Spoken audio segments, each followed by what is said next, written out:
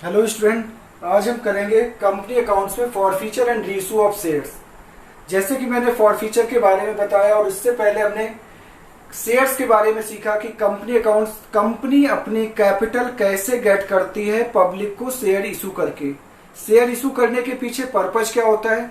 Share issue करके जो पैसा आएगा कंपनी की कैपिटल फॉर्म होगी और उस कैपिटल से हम कंपनी की सारी एसेट्स परचेज करेंगे। साथ ही साथ अगर हमने कंपनी फॉर्मेशन में कोई बड़े एक्सपेंसेस किए लाइक इशू ऑफ शेयर से रिलेटेड, रजिस्ट्रेशन और फॉर्मेशन से रिलेटेड, तो उन खर्चों को पे करने के लिए भी शेयर कैपिटल, शेयर से आए हुए पैसों को हम यूज कर सकते हैं। ठीक है, तो ये तो हुआ शेयर इशू करने के पीछे पर्पस। इसके अलावा हमने इसके कंपनी की डेफिनेशन, कंपनी की कैरेक्टरिस्टिक्स,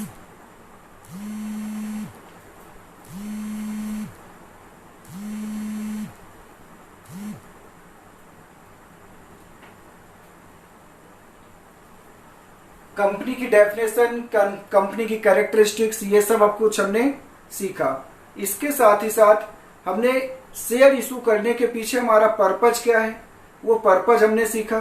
शेयर इशू करने के पीछे दो ही पर्पज होते हैं, या तो शेयर इशू करके पब्लिक से कैश लेना, या फिर साथ ही साथ शेयर इशू करके किसी से हम कोई एसेट्स परचेज कर लें और एसेट्स परचेज करने के बदले हम उसे शेयर्स इशू कर दें। समझ आया? तो ये दो हमारे पर्पज हैं, या तो शेयर इशू करके पब्लिक से कैश ले ले या शेयर इशू करके किसी से एसेट्स ले लें। इसके अलावा मैंने आपको टर्म्स ऑफ इशू के बारे में बताया कि शेयर इशू करने की क्या क्या शर्तें होती हैं। शेयर्स कैन बी इशूड, अगर टर्म्स की बात करें तो टर्म्स मैंने आपको बताया कि टर्म्स में शेयर्स अगर मान लो 100 रुपए का है तो 100 रुपए के शेयर्स को हम 3 तरीके से इशू कर सकते हैं। मान लो 100 रुपए का शेयर अगर हमने 100 रुपए में इशू किया है तो इसे कहते हैं इशूड एट पार।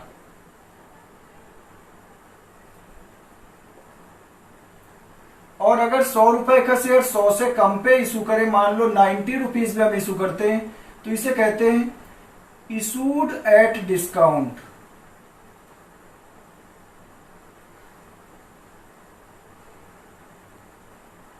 और अगर 100 का शेयर 100 से ज्यादा में इशू करें, मान लो 105, 110, 120 रुपए में इशू करते हैं, तो उसे कहते हैं इशूड एट प्रीमियम।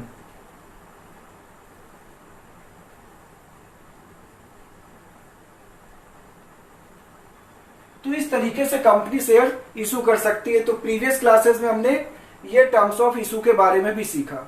इससे रिलेटेड क्या जर्नल एंट्रीज है वो भी मैंने बता दिया। आज का जो टॉपिक है वो हमारा forfeiture and re issue of shares, जो कि हम आज की क्लास में करेंगे।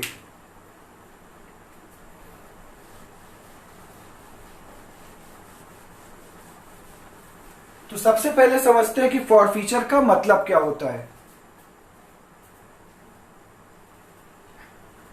फॉरफीचर का मतलब होता है जब्त करना। तो forfeiture of shares, forfeiture and re issue of share मतलब शेयर्स जब्त करना और बाद में उन्हें किसी और पर्सन को, किसी और शेयर होल्डर को री इशू कर देना।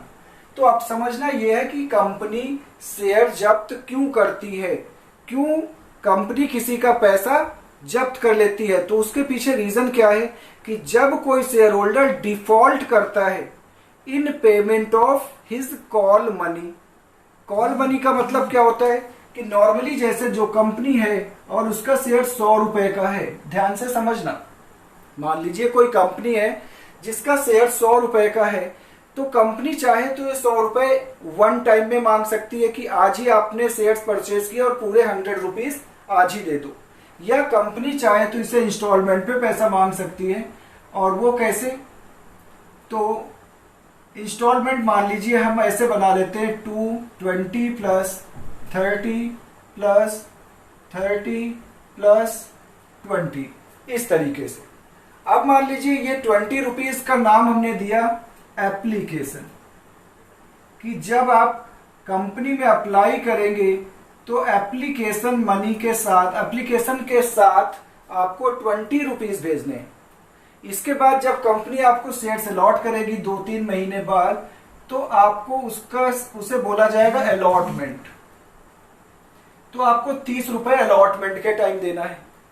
उससे 2-3 महीने बाद कंपनी आपसे जो पैसा मांगेगी उसका नाम हमने दिया फर्स्ट कॉल, और लास्ट हमने बना दिया सेकंड एंड फाइनल कॉल। तो मान लीजिए सबसे पहले पब्लिक ने अप्लाई किया तो सबसे पहले कंपनी को हम क्या भेजेंगे, एप्लीकेशन मनी 20 रुपए पर शेयर के हिसाब से। आपने 10 शेयर खरीदे तो 10 शेयर इंटू 20 रुपीज एप्लीकेशन, तो 200 रुपए आपने एप्लीकेशन के टाइम भेज दिए। कंपनी ने आपको शेयर अलॉट कर दिए, तो अब सेकंड नंबर पे आपको अलॉटमेंट का पैसा भेजना है। मान लीजिए आपने एप्लीकेशन का भी पैसा भेज दिया, अलॉटमेंट का भी पैसा भेज दिया, बट कंपनी ने जब आपसे फर्स्ट कॉल का पैसा मांगा, आप फर्स्ट कॉल का पैसा देने से फेल हो गए। जब फर्स्ट कॉल का पैसा देने से फेल हो गए, कंपनी ने आपके शेयर यहीं पर जब्त कर लिए। शेयर जब्त करने का रियल में मतलब क्या है कि शेयर तो वैसे भी फिजिकली आपको नहीं मिले, शेयर तो तभी फिजिकली मिलेंगे जब आप फाइनल कॉल तक का पैसा पे कर देंगे। बट अभी आपने केवल पूरे फेस वैल्यू शेयर्स की जो फेस वैल्यू 100 रुपए है, उसमें आपने केवल 20 और 30 कुल मिला के 50 रुपीज ही अभी तक पे किए हैं। तो ये 50 रुपए क्या है हमारे लिए, मीन्स कंपनी को आपके शेयर्स पे 50 रुपए मिल चुके हैं और आपने डिफॉल्ट किया है, मीन्स पेमेंट करने में फेल हुए क्या, फर्स्ट कॉल मनी। तो फर्स्ट कॉल मनी पे करने की, डिफॉल्ट करने की वजह से आपके द्वारा जो पैसे कंपनी को मिल चुके हैं, कौन से, एप्लीकेशन और अलॉटमेंट के, कंपनी ये पैसे आपके जब्त कर लेगी। इसे ही कहते हैं फॉरफीचर ऑफ शेयर्स। तो कैसे अकाउंट्स में हम इस फॉरफीचर को रिकॉर्ड करते हैं, वो चीज मैं आपको समझाता हूं अकाउंटिंग एंट्रीज के थ्रू। तो पहली एंट्री हमें करना है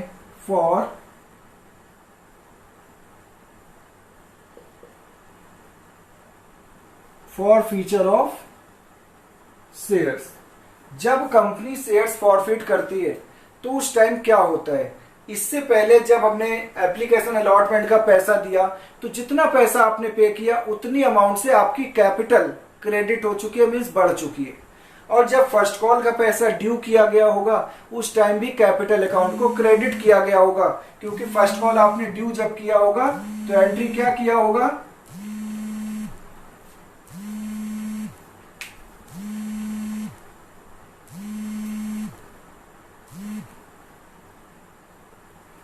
तो जिस टाइम आपने फर्स्ट कॉल का पैसा ड्यू किया होगा फर्स्ट कॉल का, तो एंट्री क्या किया होगा, शेयर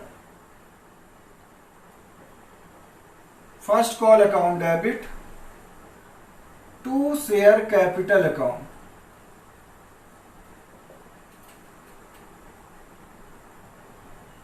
तो जब आपने फर्स्ट कॉल भी मांगा, मांगते समय आपने शेयर कैपिटल अकाउंट को क्रेडिट कर दिया, तो शेयर कैपिटल क्रेडिट करने से बढ़ चुकी है और अब हम इस पर्सन के शेयर फॉरफिट करने जा रहे हैं। तो जितनी कैपिटल अब तक हम क्रेडिट कर चुके हैं उतनी कैपिटल को हमें घटाना पड़ेगा। तो घटाने के लिए हम क्या करेंगे, शेयर कैपिटल को घटाने के लिए शेयर कैपिटल अकाउंट को हम डेबिट कर देंगे, शेयर कैपिटल अकाउंट को डेबिट कर देंगे, क्योंकि पहले क्रेडिट होकर कैपिटल बढ़ चुकी है और अब इसी पर्सन के हमें पैसे, मीन्स उसके द्वारा पे किए हुए पैसे जब्त करना है, तो हमें उतनी अमाउंट से उसकी कैपिटल को भी घटाना पड़ेगा। तो कैपिटल घटाने के लिए हमने शेयर कैपिटल अकाउंट को डेबिट कर दिया। इसमें अमाउंट हम कौन सी दिखाएंगे, यहां दिखाया जाता है called up money. Called up money का मतलब आपने अभी कितने पैसे मांगे हैं।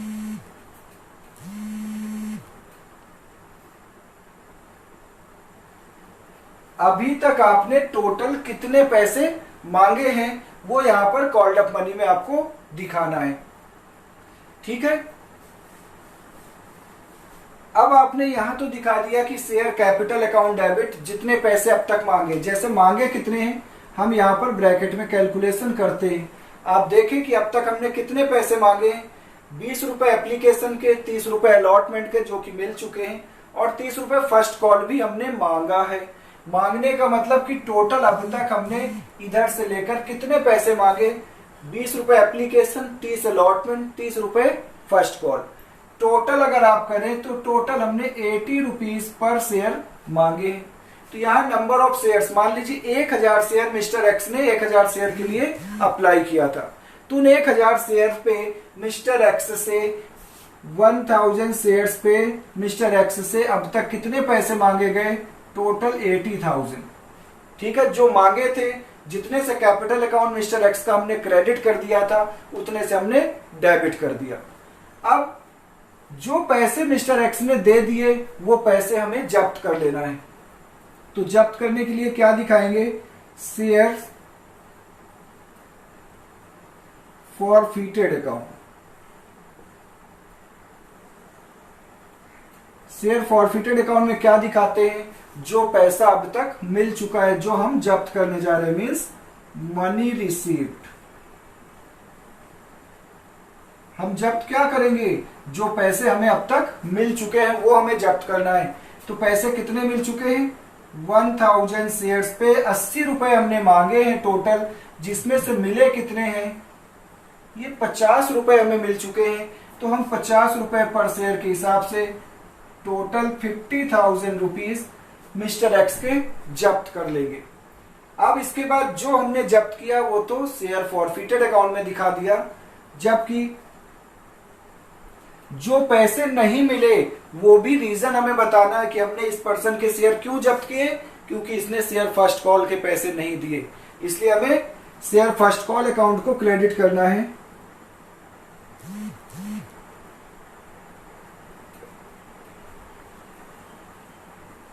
जिस कॉल के पैसे नहीं मिले उस कॉल को हमें क्रेडिट में दिखाना है। देखो, जो कॉल के पैसे मिल चुके, एप्लीकेशन अलॉटमेंट मिल चुकी है, वो हमें यहाँ नहीं दिखाना, बल्कि उसका पैसा तो हम मनी रिसीव्ड है इसलिए शेयर फॉरफिटेड अकाउंट में दिखा देंगे।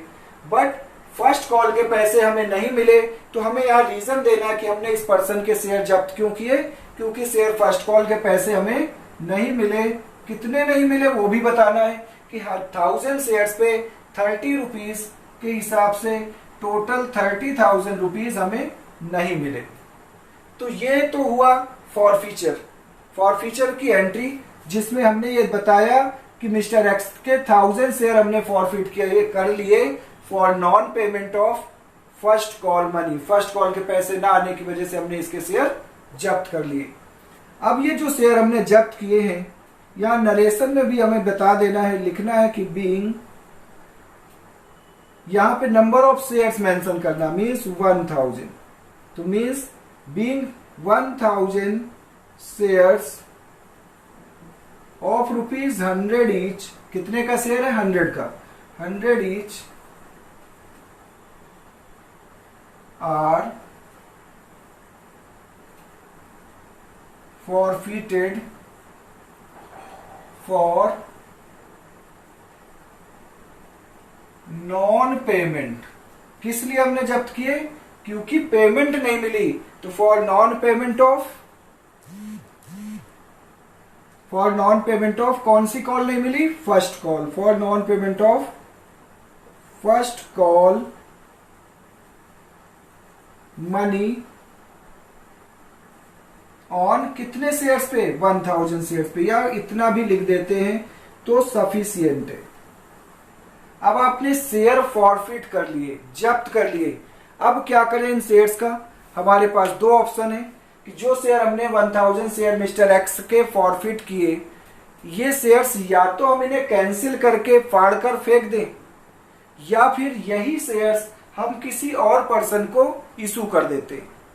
अगर फाड़कर फेंकते तो हमारी कैपिटल परमानेंटली डेबिट होकर घट जाएगी, बट अगर हम चाहें तो यही शेयर किसी और दूसरे पर्सन को रीइशू कर देते हैं ताकि दोबारा से हमारी कैपिटल बढ़ सके। तो ये शेयर्स किसी और पर्सन को दोबारा से रीइशू कर दें ज्यादा अच्छा है, क्योंकि उससे कैपिटल हमारी फिर से बढ़ जाएगी। तो हम उसके लिए क्या एंट्री करेंगे? सेकंड एंट्री है किस चीज के लिए? For reissue of shares. तो जब हम शेयर्स रीइशू करेंगे दोबारा से, तो क्या एंट्री करेंगे? For reissue of shares, shares री इशू करने की एंट्री। री इशू करने से क्या होगा, हम ये शेयर्स जब किसी और को इशू करेंगे तो इससे फिर से हमारी कैपिटल बढ़ जाएगी, कंपनी को पैसा मिलेगा, बैंक बैलेंस बढ़ेगा। तो हमें एंट्री कैसे करना है, जब बैंक बैलेंस बढ़ेगा तो बैंक बैलेंस को बढ़ाने के लिए हम बैंक अकाउंट को डेबिट कर देते हैं। ठीक है, अब एक बात और समझना, क्योंकि ये शेयर्स एक बार फॉरफिट हो चुके हैं और फॉरफिटेड शेयर्स हम किसी और को दोबारा से इशू करने जा रहे हैं, तो ये हमारे लिए क्या है, एक तरह के हमारे शेयर्स सेकंड हैंड शेयर हो चुके हैं। और सेकंड हैंड चीजों की क्या होती है, कीमत या प्राइस मार्केट में घट जाता है। तो ये 100 रुपए का शेयर हम बेचना तो चाहते हैं कि 100 का शेयर फिर से 100 रुपए में इशू हो जाए, बट क्योंकि ये सेकंड हैंड शेयर हो चुके हैं इसलिए पब्लिक पूरे 100 रुपए देने के लिए तैयार नहीं है, तो हम उसे कम प्राइस पर भी इशू कर सकते हैं। हम कोशिश करेंगे कि हमारा शेयर 100 में री इशू हो जाए, बट अगर पब्लिक हमें 60 रुपए, 70 रुपए, 80 रुपए कुछ भी दे देती है, इतना कि बस हमें लॉस ना हो। लॉस कैसे, अगर आप देखें यहाँ पर कि 100 रुपए का शेयर है, 100 रुपए के शेयर में अब तक 80 रुपए हमने मांगे हैं, कॉल्ड अप मनी हमारी 80 रुपए। हम चाहते हैं कि हमें 80 रुपए कोई दूसरा पर्सन भी दे दे तो हम उसे ये शेयर इशू कर दें, बट सामने वाला पर्सन कहता है कि आपके शेयर्स तो सेकंड हैंड हो चुके हैं, मैं इनके 80 रुपए क्यों दूं। तो कहते हैं हम कि चलो 70 दे दो, 60 दे दो, और शेयर होल्डर क्या कोशिश करता है, वो ये कोशिश करता है कि उसे कम से कम प्राइस पर शेयर मिल जाए। बट हम प्राइस कितना कम कर सकते हैं, हमें ये देखना है कि इस 80 रुपए में हमें 50 रुपए पर शेयर तो मिल चुके हैं। अगर 80 शेयर्स पे हमें 80 मतलब एक शेयर पे 80 रुपए मांगे, 80 रुपीज हमने मांगे, उस 80 रुपीज में से 50 रुपीज मिल चुके हैं, तो बस हमें 30 रुपीज और कोई भी दे दे तो हमें कोई लॉस नहीं होगा। मीन्स मिनिमम प्राइस हम कितने में री इशू कर सकते हैं कि 80 रुपीज में से 50 हमें मिल चुके हैं, 30 का लॉस हुआ है। मीन्स अगर कोई दूसरा पर्सन मोर देन 30 अगर हमें पे कर दे तो हमें कोई लॉस नहीं होगा। चलिए मान लेते हैं कि 80 रुपीज का शेयर हमने किसी और पर्सन को री इशू कर दिया 60 रुपीज में। 60 रुपीज में हमने 80 रुपीज का शेयर री इशू कर दिया, तो 80 रुपीज पेड अप पर उसने 60 रुपए हमें दिए। तो जितने पैसे हमें मिले वो यहां आप दिखा दो कि मान लो 1000 शेयर्स हैं, 1000 शेयर्स हमने 60 रुपीज में री इशू कर दिए। 80 रुपीज कॉल्ड अप था, बट हमने 60 रुपीज में री इशू कर दिए, हमें कितने पैसे मिल गए, 60,000। जबकि यहां डेबिट में एक लाइन छोड़कर क्रेडिट में हम दिखाएंगे टू शेयर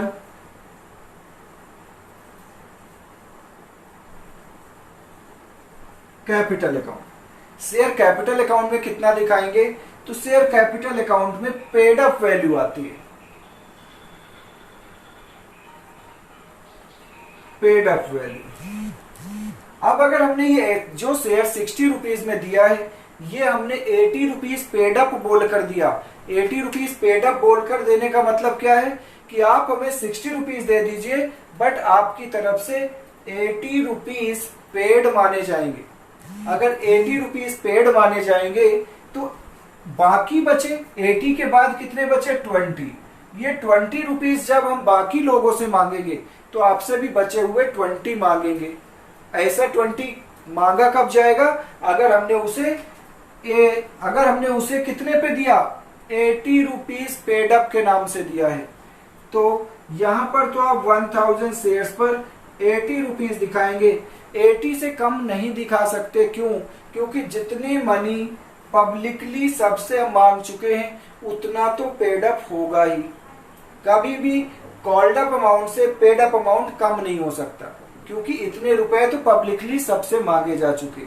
हाँ, यह भी हो सकता है कि ये जो शेयर हमने री इशू किए, ये फुल्ली पेड के नाम से अगर हम री इशू कर देते इस पर्सन को, तो फुल्ली पेड के नाम से री इशू करने का मतलब क्या हुआ कि फुल्ली पेड शेयर्स में हम यहाँ पर फुल वैल्यू पेड भी मान सकते हैं कि इस पर्सन की तरफ से 100 रुपए पेड माने जाएंगे, जबकि मिले हमें 60 रुपीज। तो उस केस में हमें 100 रुपए का शेयर 60 में दे दिया, तो 40 रुपए का लॉस हुआ means 40। But in this case, इस करंट सिचुएशन में हमने शेयर्स 80 रुपए पर शेयर पेड के थे, शेयर 80 रुपए पर शेयर पेड के नाम से दिया है, बट दिया तो हमने 60 में, तो 20 रुपए का हमें लॉस हुआ।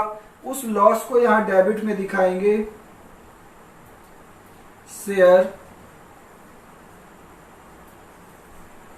फॉरफिटेड अकाउंट में। शेयर फॉरफिटेड अकाउंट में क्या दिखाते हैं, यहाँ पे लॉस ऑन री इशू। तो हमें लॉस कितना हुआ, 1000 शेयर्स पे 20 रुपीज के हिसाब से लॉस हुआ, टोटल 20,000 रुपए का। ये एंट्री समझ आई आप लोगों को? तो ये तो हुआ री इशू। पहले हमने शेयर जब्त किए, जब्त करने के बाद वो शेयर हमने दोबारा से मार्केट में री इशू कर दिए, री इशू कर दिए। तो ये शेयर्स फिर से हमारे मार्केट में पहुंच गए, जहां एक तरफ हमारी पहले कैपिटल फॉरफिट करने से घट गई थी, वही कैपिटल अब दोबारा से री इशू करने से वो कैपिटल क्रेडिट होकर बढ़ गई। ठीक है, तो ये तो हुआ री इशू का केस। अब शेयर फॉरफिट करने और दोबारा फिर री इशू करने की प्रोसेस से अगर कोई प्रॉफिट हुआ है तो उस प्रॉफिट को हम अपने कैपिटल रिजर्व में ट्रांसफर करते हैं, क्योंकि शेयर्स फॉरफीचर और री इशू से जो प्रॉफिट होता है उस प्रॉफिट को कैपिटल नेचर का प्रॉफिट मानते हैं। तो हम उसकी क्या एंट्री करेंगे, उसकी एंट्री मैं आपको इधर बताता हूं, ऊपर बता देता हूं।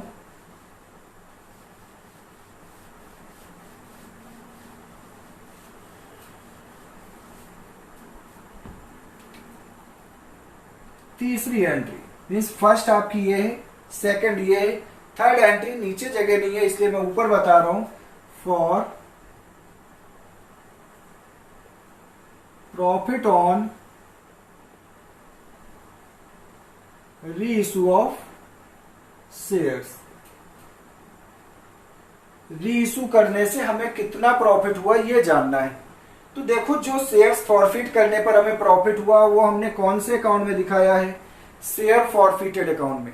शेयर फॉरफिटेड अकाउंट में हमारा प्रॉफिट आया हुआ है, जो पैसे हमने जब्त कर लिए, और उसी में से हमने अपने लॉस को भी राइट ऑफ किया है कि शेयर्स री इशू करने पे जो लॉस हुआ है वो लॉस हमारा 20,000 हुआ है। तो अभी भी अगर हमें कुछ बच रहा है तो हमारा प्रॉफिट है, तो उस प्रॉफिट को हम कैपिटल रिजर्व में ट्रांसफर करेंगे, एंट्री करेंगे शेयर फॉरफिटेड अकाउंट डेबिट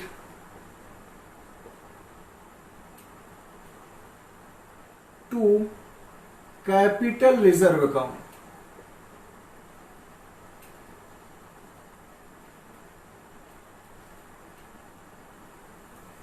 अब आपको समझना है कि यहां पर पहले शेयर फॉरफिट करने फिर दोबारा से री इशू करने से क्या कोई प्रॉफिट हुआ है।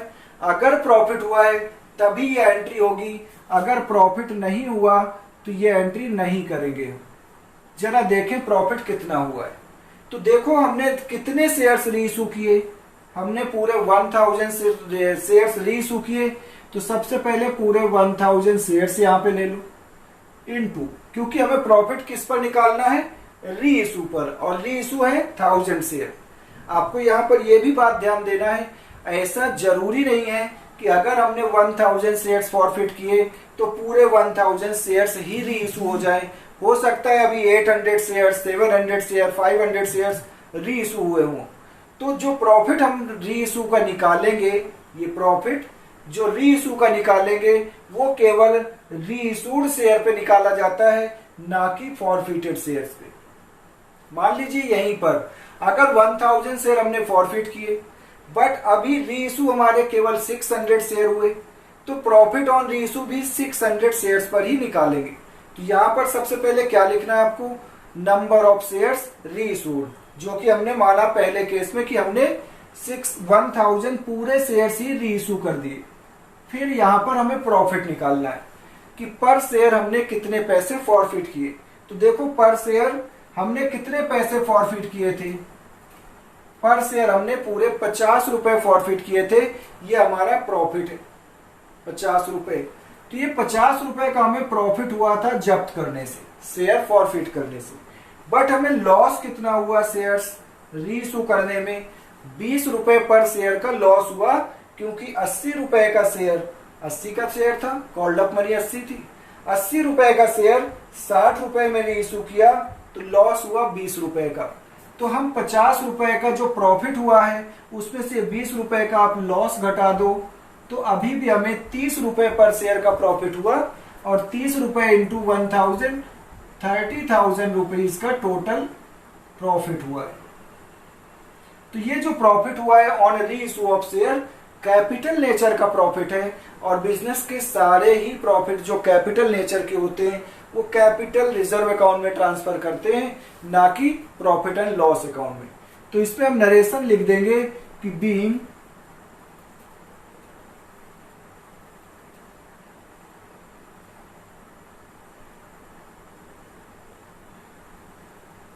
profit on reissue of shares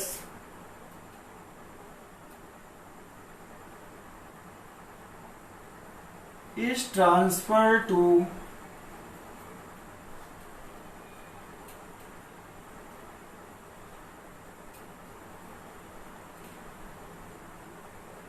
capital reserve account, being profit on reissue of shares, जो प्रॉफिट रीइशू करने से, जो यहाँ शेयर्स रीइशू करने से प्रॉफिट हुआ है, उस प्रॉफिट को हमने कैपिटल रिजर्व अकाउंट में ट्रांसफर कर दिया। तो ये तो हुआ फॉरफीचर का केस, जहां पर फॉरफीचर और रीइशू में टोटल 3 एंट्रियां ही की जाती हैं। सबसे पहले शेयर फॉरफिट करते हैं, फिर रीइशू करते हैं, और उस फॉरफीचर एंड रीइशू से अगर कोई प्रॉफिट हुआ है तो उसे हम कैपिटल रिजर्व अकाउंट में ट्रांसफर करते हैं। तो ये केवल 3 एंट्रियां हैं फॉरफीचर के अंदर। अब मैं आपको कुछ स्टेप्स लिखवाता हूं कि how to calculate capital reserve in case if the number of shares forfeited is less than number of shares reissued. 20 shares अगर जो फॉरफिट किए वो ज्यादा है, नंबर ऑफ शेयर्स रीइशूड कम है, तो आप प्रॉफिट या कैपिटल रिजर्व कैसे निकालेंगे? देखिए, सबसे पहला केस तो ये बनता है कि अगर आपने शेयर जितने फॉरफिट किए, 1000 शेयर फॉरफिट किए, 1000 शेयर रीइशू कर दिए, तब तो आप कैपिटल रिजर्व बिल्कुल सिंपल तरीके से निकाल सकते हैं कि टोटल मनी फॉरफिटेड आपकी 50,000 है, टोटल लॉस आपका 20,000 है। इस प्रॉफिट 50,000 में से 20,000 रुपए का लॉस आप सीधे सीधे लेस कर दो, तो आपका प्रॉफिट आ जाता है 30,000। ठीक है, ये तो सबसे सिंपल केस है कि जब आपने जितने शेयर फॉरफिट किए वो सारे शेयर रीइशू कर दिए, तो आपने जो भी प्रॉफिट आया वो सीधे सीधे निकाल दिया। मीन्स ऐसा करने के बजाय, मीन्स 1000 इंटू 50 माइनस 20 करने के बजाय आप क्या कर सकते हैं, डायरेक्ट 50,000 में से 20,000 रुपीज लेस कर सकते हैं।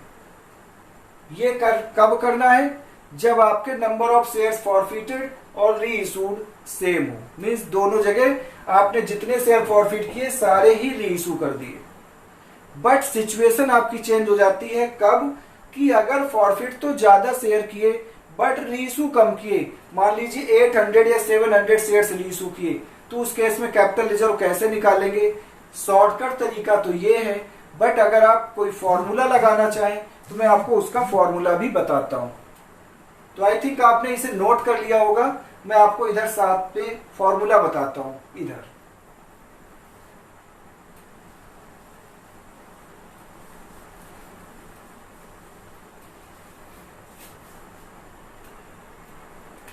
Calculation of capital reserve.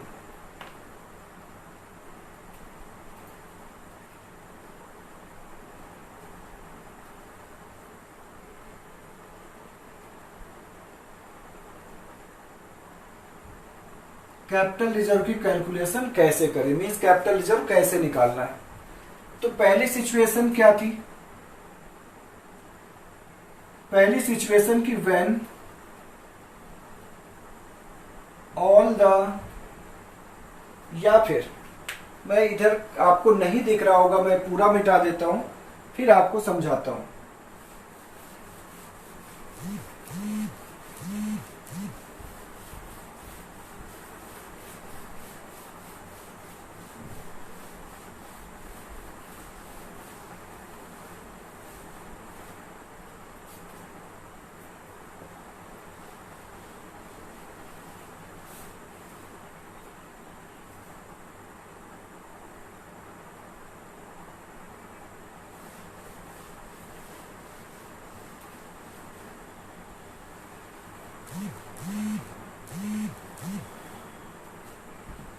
तो हमें सीखना क्या है, how to calculate capital reserve, how to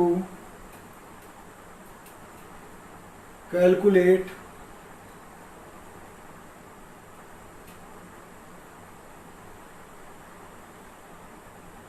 capital reserve. Capital reserve कैसे कैलकुलेट करें, तो 3 सिचुएशन होती है, जिसमें फर्स्ट सिचुएशन है when all the forfeited shares are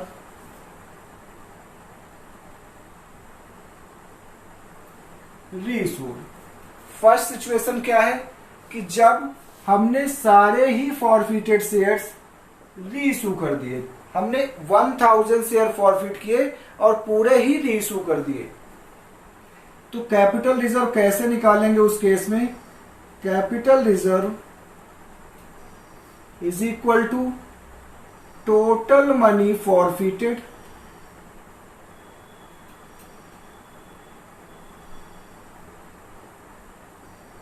minus total loss on reissue of shares. तो जैसे अभी हमने जो एग्जांपल लिया था, टोटल मनी हमने कितनी फॉरफिट किया था, 1000 शेयर्स पे 50 रुपीज पर शेयर फॉरफिट किया था, जबकि हमें लॉस हुआ था 1000 शेयर्स पर ही 20 रुपीज पर शेयर का लॉस हुआ था।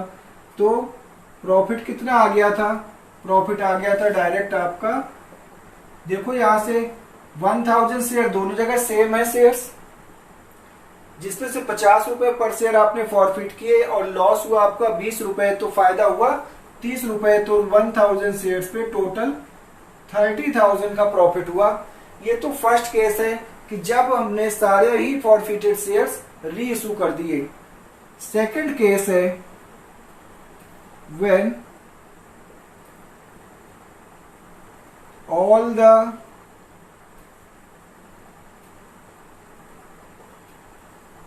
forfeited shares are not reissued। अगर आपने सारे ही फॉरफिटेड शेयर्स रीइशू नहीं किए बल्कि कम शेयर रीइशू किए हैं, तो उस केस में क्या करेंगे, उस केस में कैपिटल रिजर्व इस तरीके से निकालेंगे।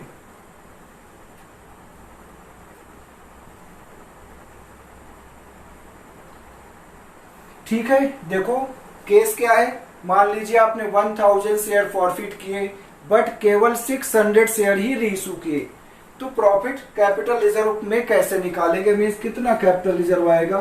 तो सीधे सीधे फॉर्मूला लगा दीजिए,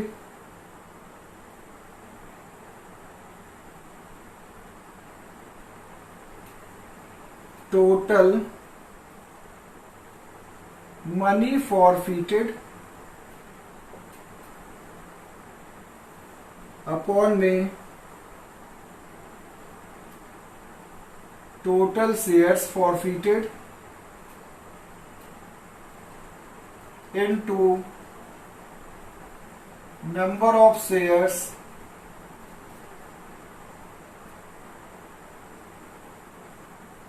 रीइशू। इतना काम तो आप एक ब्रैकेट में कर लो, जितनी टोटल मनी फॉरफिट किया उसे टोटल शेयर्स फॉरफिटेड से डिवाइड कर दो और जितने शेयर्स रीइशू किए उसे मल्टीप्लाई कर दो, और ब्रैकेट के बाहर minus loss on reissue of share से डिवाइड कर दो, माइनस कर दो, तो आपका इससे कैपिटल रिजर्व आ जाएगा। कब, जब सारे ही फॉरफिटेड शेयर्स रीइशू ना किए हो। जैसे मैं वैल्यू पुट करके दिखाता हूं, मान लो टोटल मनी फॉरफिटेड हमने कितना फॉरफिट किया था, 50,000। टोटल शेयर कितने फॉरफिट किए थे, 1000 शेयर्स। मान लो हमने 600 शेयर्स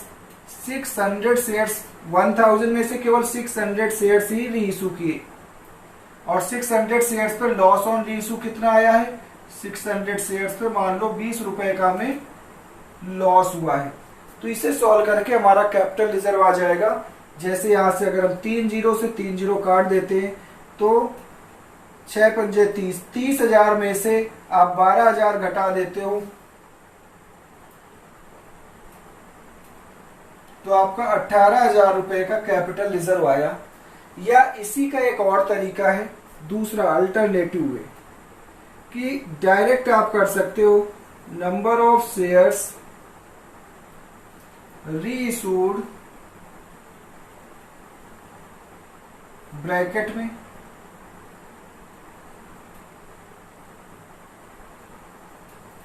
पर शेयर मनी फॉरफिटेड माइनस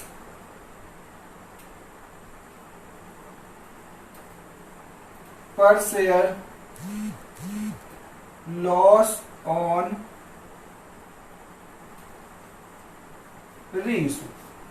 ये एक शॉर्ट फॉर्मूला है, इतनी ज्यादा कैलकुलेशन नहीं करनी पड़ेगी, बट आंसर सेम आएगा। जैसे नंबर ऑफ शेयर्स रीइशूड, हमने कितने शेयर्स रीइशू किए 600, आप यहां लिखो 600 इनटू पर शेयर मनी फॉरफिटेड, हमने पर शेयर कितना जब्त किया था 50 रुपए,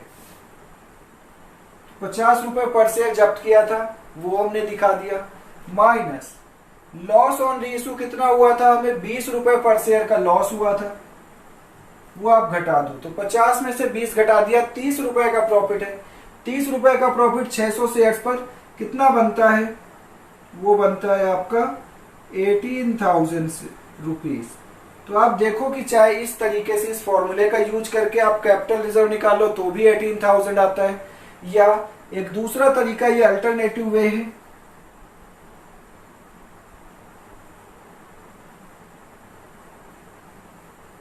जिससे भी आपका प्रॉफिट कैपिटल रिजर्व में सेम आता है, बट फॉर्मूला छोटा है। ये आप डायरेक्टली बिना वर्किंग नोट बनाए अपने जर्नल एंट्री के अंदर भी कर सकते हैं। जैसा कि मैंने अभी जो जर्नल एंट्री करके बताई थी उसमें भी मैंने यही तरीका लगाया था, क्योंकि इसके लिए आपको वर्किंग नोट बनाने की कोई जरूरत नहीं है।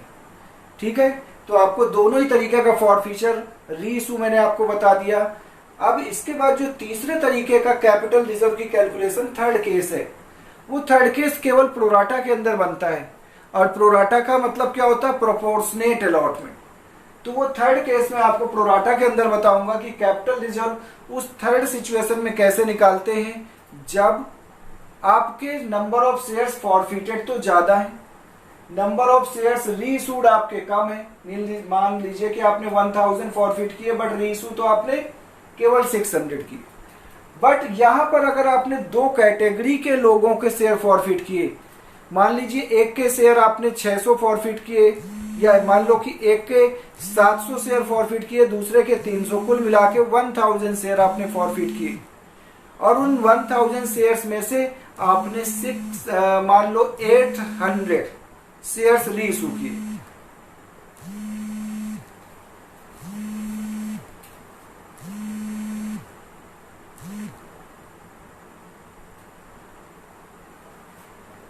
तो तीसरा केस प्रोराटा का ही बनता है, जिसमें प्रोराटा की मैं पूरा कंप्लीट क्वेश्चन लेकर आपको प्रोराटा का केस समझाऊंगा। ठीक है, तो आपको वहां पर वो तीसरा केस समझ आ जाएगा।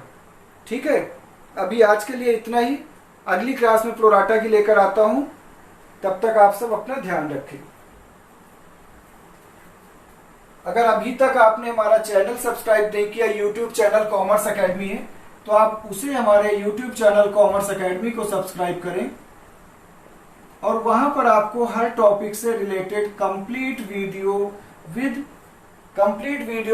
कंप्लीट सॉल्यूशन, प्रैक्टिकल क्वेश्चन के साथ सॉल्यूशन आपको वहां पर मिलेंगे।